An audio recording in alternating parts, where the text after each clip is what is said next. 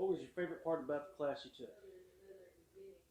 Well, it was just right for just for what I needed to learn. I had taken one course up here previously, a beginner's course in wood turning, and this was more intermediate, and just got to learn, practice, and watch someone else do it, and really helpful. What were your main takeaways from the class? Well, I can do things now that I couldn't do before. So Excellent. finding out how to do some new things and then being able to actually do it, and got excellent help. Yeah, okay.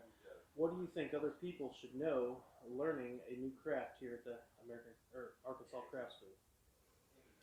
Well, I think in my case, I was interested. I thought I might like wood turning. I'd never done it before, and I retired and thought I would. So I guess the main thing would be, if you're interested in something, that you can start at, Pursue it. you Never start too late at, to start, you right? can start at zero and get the help that you need. One thing too is the facility's excellent, because the first course I took was in the old place, where the equipment was great and the instructor was great, but it was just small, and all those different crafts had to share the same space. And this is an outstanding facility. Yes. Everybody here makes it beautiful, really. Yeah. What are the highlights of your stay here in Mountain View during your course?